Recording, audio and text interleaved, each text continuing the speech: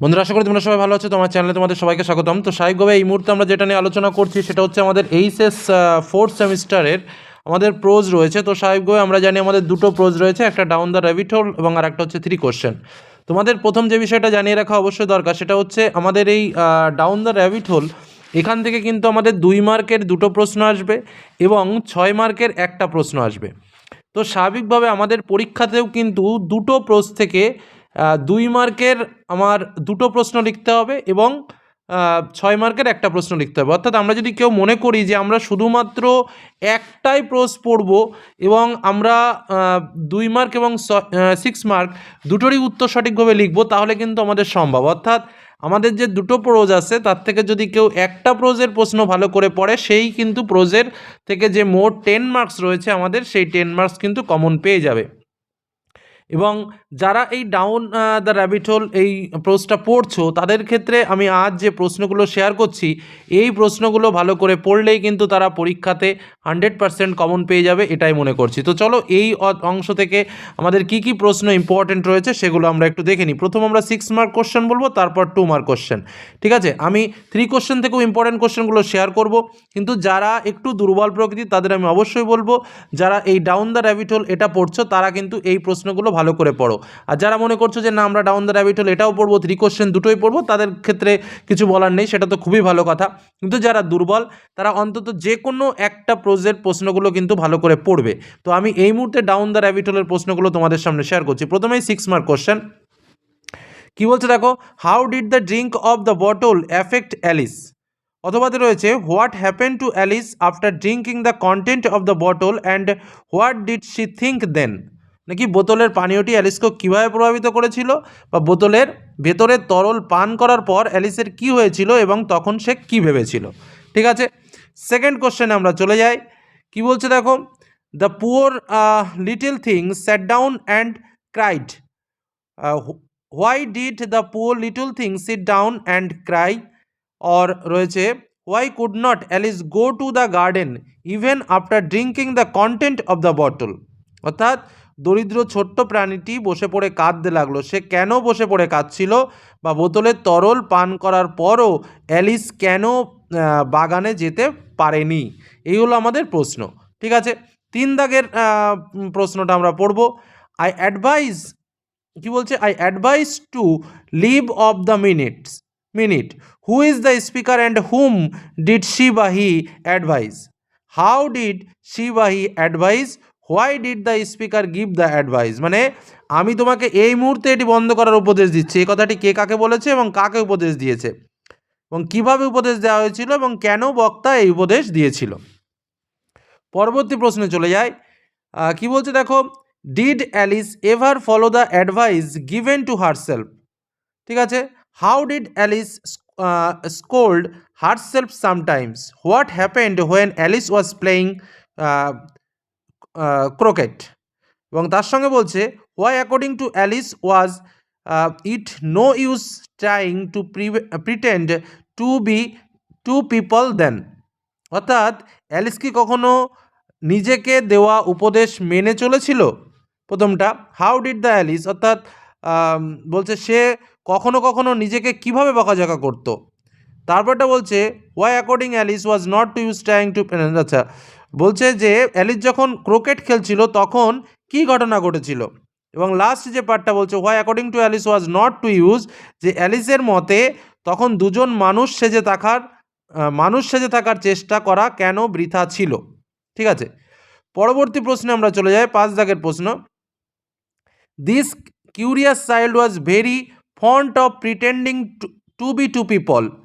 Who is this curious child? What examples of pretending to be two people or given here? ঠিক আছে, তার সঙ্গে বলছে what psychological state of this curious child can be derived from this statement? ঠিক আছে, মানে এই যে কৌতূহলী শিশুটি দুজন মানুষ সেজে থাকতে খুব ভালোবাসতো, এই কৌতূহলী শিশু বলতে কাকে বোঝানো হয়েছে? হ্যাঁ, তারপরে যেটা বলা হচ্ছে দুজন মানুষ সেজে থাকার কী কী উদাহরণ এখানে দেওয়া হয়েছে, এবং তার সঙ্গে যেটা বলা হচ্ছে এই বক্তব্য থেকে কৌতূহলী শিশুর কোন মানসিক অবস্থার ধারণা পাওয়া যায়। এই হলো আমাদের এই প্রশ্নটা।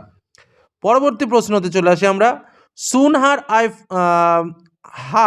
eye fell on the little glass box. Where was the little glass box? What was inside the box? What did Alice devise to do with that and why? মানে শিগগির তার চোখ পড়লো একটা ছোট্ট কাচের বক্সের ওপর। ছোট কাচের বক্সটি কোথায় ছিল, বাক্সটির ভেতরে কি ছিল এবং অ্যালিস সেটা নিয়ে কি করার সিদ্ধান্ত নিয়েছিল এবং কেন। পরবর্তী প্রশ্ন, what did Alice things while eating the cake and what happened afterwards? অর্থাৎ কেক খাওয়ার সময় অ্যালিস কী ভাবছিল এবং তারপর কি ঘটেছিল।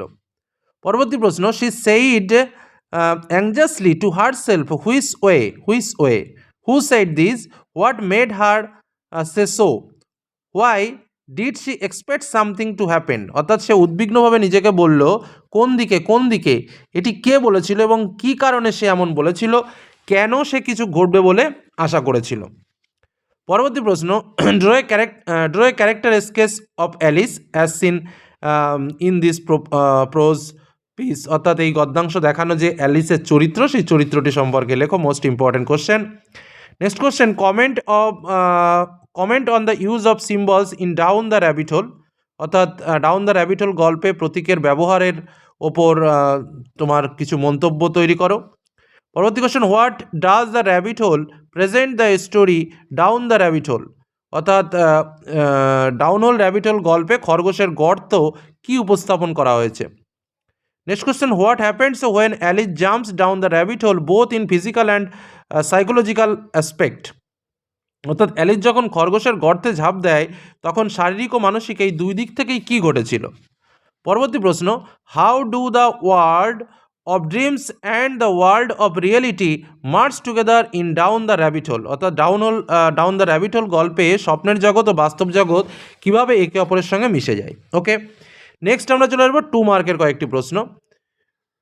হু wrote the story down the rabbit hole, what is his real name? কে লিখেছে, তার আসল নাম কি?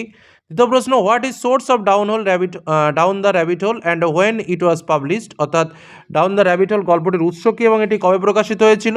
পরবর্তী question, how different was Alice from a sister and portrayed in the beginning of the story? অর্থাৎ গল্পের শুরুতে দেখানো অনুযায়ী অ্যালিস তার বোনের থেকে কতটা ভিন্ন ছিল। তোমার হচ্ছে, what is the use of a book, why did the speaker think so? মানে একটা বইয়ের ভেতরে কী দরকার, বক্তা কেন এমনটা হয়েছিল। পরবর্তী প্রশ্ন, why did Alice speak into the book her sister was reading?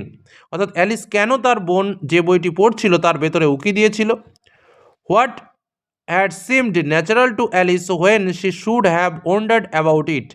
অর্থাৎ কোন বিষয়টি অ্যালিসের কাছে স্বাভাবিকভাবে মনে হয়েছিল অথচ যার ব্যাপারে তার বিস্মিত হওয়া উচিত ছিল। পরবর্তী প্রশ্ন, what did Alice notice at the side of the wall? দেওয়ালের পাশ দিয়ে অ্যালিস কী লক্ষ্য করেছিল। Next, who is Diana in the first chapter of the down rabbit hole by Lewis Carroll?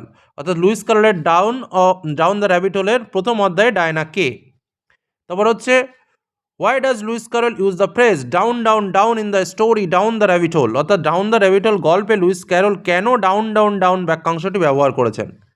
Next question, why was Alice কশাস before drinking from the বোতল level drink me? অর্থাৎ drink me লেখা বোতল থেকে পান করার আগে অ্যালিস কেন সতর্ক ছিল। পরবর্তী question, how I wish I could start like a telescope?